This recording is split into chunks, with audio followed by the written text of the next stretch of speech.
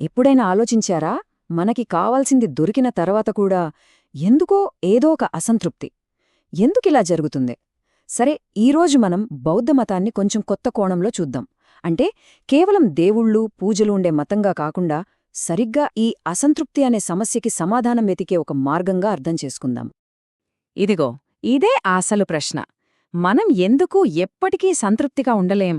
జీవితంలో ఎంత సాధించినా, ఎన్ని విజయాలు పొందినా చివరికి ఏదో ఒక వెలితి. ఎందుకలా? అదే కదా అసలు విచిత్రం. మనం ఏది కావాలని పరితపించామో అది మన చేతికి వచ్చిన క్షణంలో కూడా ఆ అసంతృప్తి పోదు. చూసారా, మానవ కోరికల్లోని ఈ విచిత్రమైన వైరుధ్యమే బౌద్ధమతంలో దుఃఖం అనే ఒక ప్రాథమిక భావనకు పునాది వేసింది. ఓకే, ఇప్పుడు బౌద్ధమతాన్ని సరిగ్గా అర్థం చేసుకోవాలంటే ముందు మనం మతం అనే మాట గురించి మనకున్న అభిప్రాయాన్ని కొంచెం పక్కన పెట్టాలి. ఎందుకంటే అన్ని మతాలు దేవుళ్ల చుట్టూ తిరగవు. కొన్ని మతాలు ప్రకృతి సిద్ధమైన నియమాల మీద ఆధారపడి ఉంటాయి. చూడ్డానికి ప్రపంచంలో మతాలు రెండు రకాలుగా కనిపిస్తాయి. ఒకవైపు దైవ ఆధారిత మతాలు, అంటే దేవుళ్లే ఈ ప్రపంచాన్ని పాలిస్తారని, వాళ్లే నియమాలని సృష్టించి మార్చగలరని నమ్ముతారు. మరోవైపు సహజ న్యాయ మతాలు. వీటి ప్రకారం ప్రపంచం కొన్ని సార్వత్రిక సహజ నియమాలతో నడుస్తుంది. ఇక్కడ విశేషమేంటంటే ఆ నియమాలకు దేవుళ్లు కూడా అతీతులు కారు. వాళ్లు కూడా ఆ రూల్స్ ఫాలో అవ్వాల్సిందే. ఇక ఈ సహజ న్యాయ మతాలన్నింటిలోకి వస్తే బౌద్ధమతం చాలా ముఖ్యమైనది. ఎందుకంటే ఇది దేవుడి ఇష్టాయిష్టాల మీద కాకుండా కొన్ని సహజమైన, ప్రకృతి సిద్ధమైన నియమాలపై ఆధారపడిన ఒక గొప్ప వ్యవస్థకు పర్ఫెక్ట్ ఎగ్జాంపుల్. సరే, మనం మొదట్లో మాట్లాడుకున్న అసంతృప్తి, ఆ వెలితి ఉంది కదా, బౌద్ధమతం సరిగ్గా దాన్నే దుఃఖం అనే ఒక సార్వత్రిక వ్యాధిగా చూస్తుంది. మరా వ్యాధి ఏంటో దాన్ని కొంచెం లోతుగా చూద్దాం. ఈ దుఃఖం వెనుకున్న అసలు కారణాన్ని కనిపెట్టిన వ్యక్తి సిద్ధార్థ గౌతముడు. సుమారు క్రీస్తుపూర్వం 500 ప్రాంతంలో ఒక చిన్న హిమాలయ రాజ్యానికి ఆయన యువరాజు. అన్నీ ఉన్నాయి, కాని తన చుట్టూ ఉన్న ప్రజల్లోని ఆందోళన, అసంతృప్తి చూసి ఆయన మనసులో లేదు. చివరికి 29 వయసులో ఈ బాధకి ఒక పరిష్కారం కనుక్కోవాలని నిశ్చయించుకుని రాజభవనాన్ని, కుటుంబాన్ని, ఆస్తులని అన్నింటినీ వదిలేశాడు. తర్వాత 6 సంవత్సరాలు మానవ వేదనకు కారణమేంటి, దానికి పరిష్కారం ఉందా అని తీవ్రంగా ధ్యానం చేశాడు. చివరికి ఆయనకు అర్థమైన అసలు సమస్యేంతో తెలుసా? మన జీవితం ఒక అర్థంలేని పరుగుపందెంలా అయిపోయింది. ఒక కోరిక తీరంగానే మరో కోరిక, దాన్ని వెంబడించటం ఇదే జీవితంలా మారిపోయింది. ఈ పరుగుపందెం ఎలా ఉంటుందో చూద్దాం. పేదరికంలో ఉన్నవాళ్లు డబ్బు సంపాదించాలని కలలు కంటారు. సరే, 1 మిలియన్ సంపాదించాక వాళ్లకు 2 మిలియన్లు కావాలి. 2 మిలియన్లు ఉన్నవాళ్లకి 10 మిలియన్లు కావాలి. ఈ కోరికల గొలుసుకి అంతమనేది లేదు. ఎంత పైకి వెళ్ళినా తర్వాతి మెట్టు ఎప్పుడూ ఖాళీగానే కనిపిస్తుంటుంది. మరి దీనికి కారణం మన చుట్టూ ఉన్న పరిస్థితులా, లేక మన మనస్సా? బౌద్ధమతం ప్రకారం అసలు సమస్య బయట కాదు, మన లోపలే ఉంది. మన మనస్సులో తిరిగే ఒక విషచక్రంలో.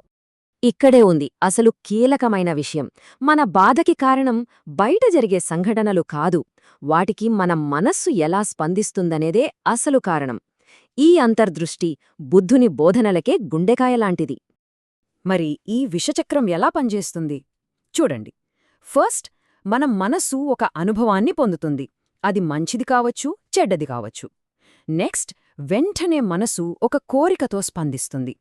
అంటే మంచి అనుభవాన్ని పట్టుకోవాలనో, చెడు అనుభవాన్ని వదిలించుకోవాలనో ఆరాటపడుతుంది. ఈ కోరిక ఎప్పుడూ ఒక అసంతృప్తిని సృష్టిస్తుంది. చివరగా ఆ అసంతృప్తే దుఃఖం. ఇది ప్రతి అనుభవానికి జరుగుతూనే ఉంటుంది. సరే, ఈ చక్రం ఇలా తిరుగుతూనే ఉంటుందా? దీనినుంచి బయటపడే మార్గం లేదా? ఉంది. బుద్ధుడు కనుగొన్న ఆ పరిష్కారమేంటో ఇప్పుడు చూద్దాం. బుద్ధుడి బోధనల సారాంశం మొత్తం ఈ ఒక్క కొటేషన్లో ఉంది. దుఃఖం కోరిక నుంచే పుడుతుంది. దుఃఖం నుంచి పూర్తిగా బయటపడాలంటే కోరిక నుంచి పూర్తిగా బయటపడాలి. మరి కోరిక నుంచి బయటపడాలంటే వాస్తవాన్ని ఉన్నది ఉన్నట్లుగా అనుభవించడానికి మనసుకి శిక్షణ ఇవ్వాలి. అంటే ఏ అనుభవాన్నైనా సరే ఇది మంచిది అని పట్టుకోకుండా, చెడ్డది అని తోసేకుండా జస్ట్ దాన్ని గమనించడం. ఈ ప్రాథమిక సూత్రాన్నే ధర్మం అంటారు. ఇదేదో నమ్మకం కాదు, ఇది ఒక సార్వత్రిక ప్రకృతి నియమం.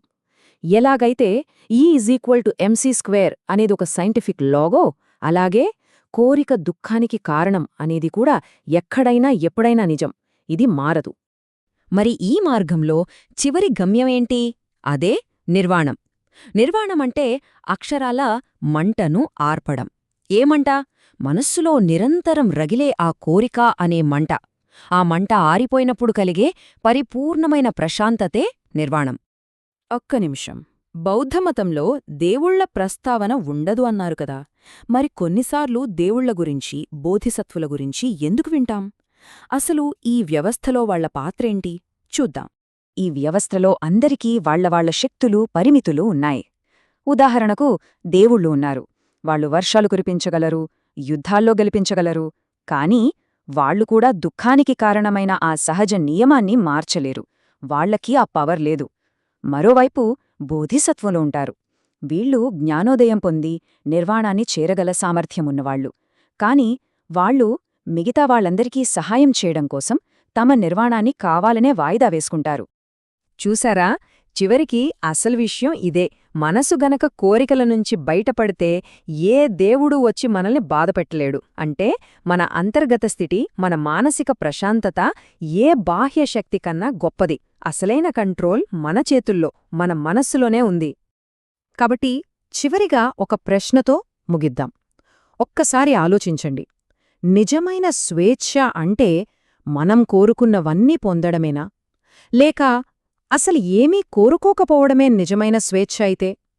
బహుశా 2500 ఏళ్ల క్రితం కనుగొన్న ఈ ఆలోచన మన ఆధునిక జీవితాలకి ఈరోజు ఎంతో అవసరమేమో.